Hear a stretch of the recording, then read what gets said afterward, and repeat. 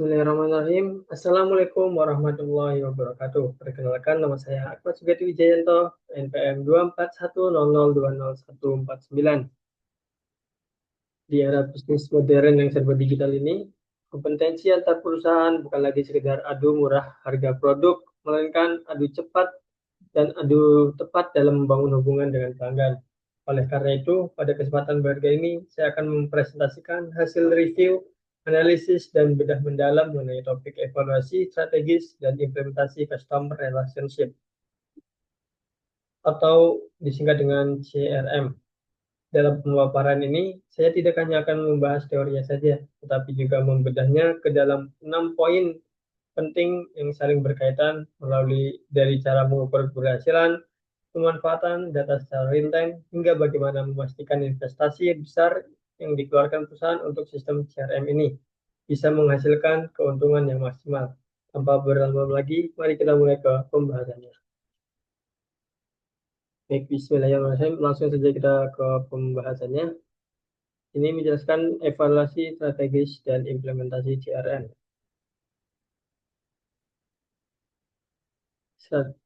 Presentasi kali ini menyampaikan saya telah meramukan 6 poin utama yang berkaitan mulai dari alat ukurnya, visualisasi datanya, hingga bagaimana cara mengevaluasi keberhasilan mengimplementasi di dalam perusahaan. Kita mulai pada poin pertama, yaitu KPI and Metrics CRM. Metrik penjualan dan pemasaran, dan metrik dukungan layanan. Pertama, metrik penjualan.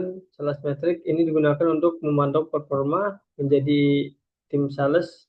Misalnya beberapa cepat mereka mengonversi leads pelanggan menjadi pembeli aktual, serta nilai penjualan yang dihasilkan lewat sistem ini.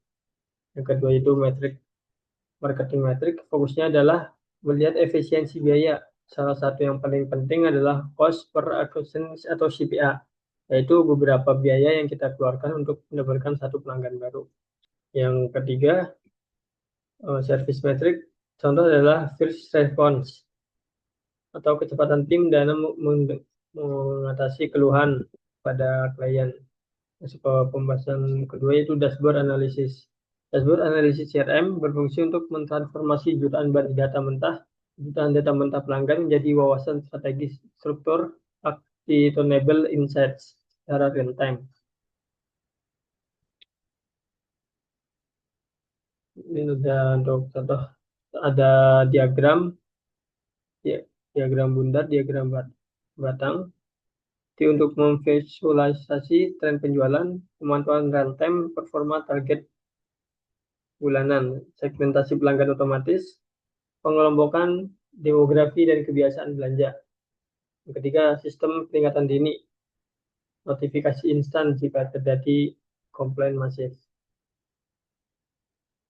Jadi ke pembahasan selanjutnya, customer satisfaction metrics. Metrik kepuasan, ada fokus utama pengukuran, metode penilaian, serta dampak strategis. Ada poin ketiga yang ini, yaitu alat untuk mengukur tingkat kepuasan pelanggan dalam implementasi CRM. Kepuasan tidak boleh hanya dikira-kira, melainkan harus diukur secara ilmiah menggunakan 3 metrik utama. Ada NPS, CSAT, dan CES atau Customer Effort Score. Metrik ini digunakan untuk loyalitas jangka panjang dan kebersediaan promosi langganan. Untuk CAS, puasan instan setelah berinteraksi atau bertransaksi produk. Metrik ini sifatnya jangka pendek dan transaksional, fungsinya untuk mengukur kepuasan pelanggan tepat setelah mereka melakukan tindakan tertentu. Misalnya, setelah membeli produk,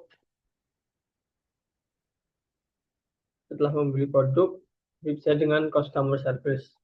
Yang ketiga itu CES, Customer Effort Score, kemudahan pelanggan dan mendapatkan bantuan atau penyelesaian masalah. Metode penilaiannya yaitu skala usaha dari sangat mudah hingga sangat sulit. Dampak strategisnya mengurangi gesekan layanan dan menjaga churn serta retensi kuat. Slide selanjutnya.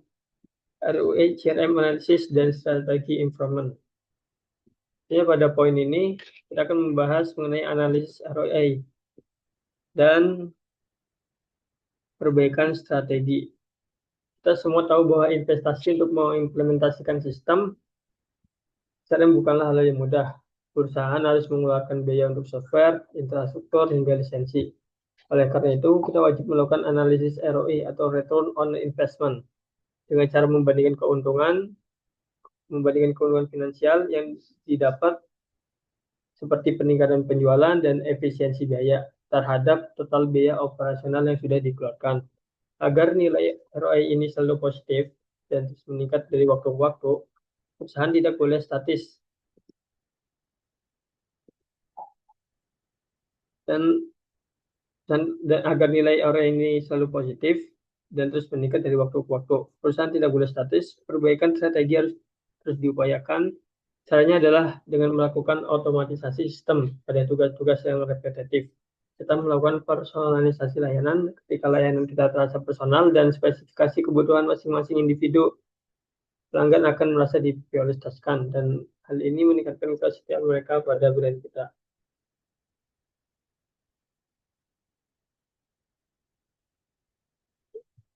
Yang kelima, CRM Strategi Improvement. Ada data cleaning, pembersihan data kontak tumpuk, atau usang secara berkala untuk akurasi pelacakan leads yang optimal. Personalisasi, strategi penawaran berbasis riwayat pembelian masa lalu guna meningkatkan conversion rate secara natural. Yang ketiga ada otomatisasi follow up prospek email, penawaran ulang tahun, dan sinkronasi laporan mingguan tim sales seperti yang saya tadi jelaskan. Jadi mengotomatisasi supaya mensimpulkan kita dalam bekerja atau berbisnis. Yang keenam, implementasi dan evaluasi.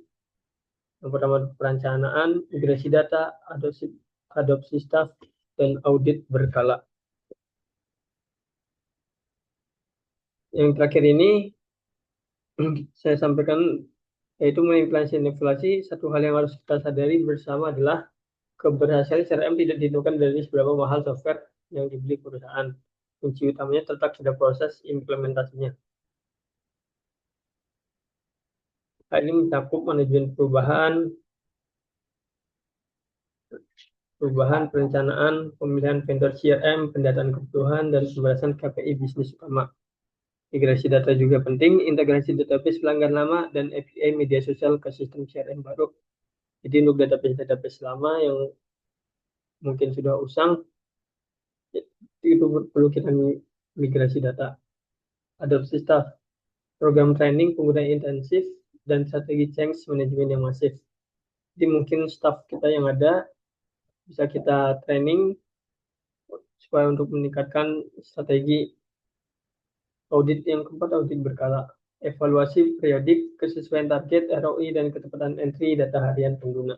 Kesimpulan akhir, evaluasi strategis dan implementasi CRM. Secara keseluruhan, Customer Relationship Management atau CRM bukan sekedar sebuah aplikasi atau software mahal yang dibeli perusahaan, melainkan sebuah strategi bisnis jangka panjang yang mengintegrasikan 3 elemen utama, yaitu teknologi, proses, dan manusia. Yang pertama, keberhasilan harus terukur, data driven. Yang kedua, sentrisitas dan kepuasan pelanggan. Inti dari CRM adalah menjaga hubungan dengan pelanggan. Kepuasan tersebut dapat diukur secara ilmiah melalui NPS, CASD, dan CES untuk menciptakan strategi perbaikan yang tepat seperti otomatisasi tugas, operasional, dan personalisasi layanan demi menjaga loyalitas pelanggan, loyalitas jangka panjang.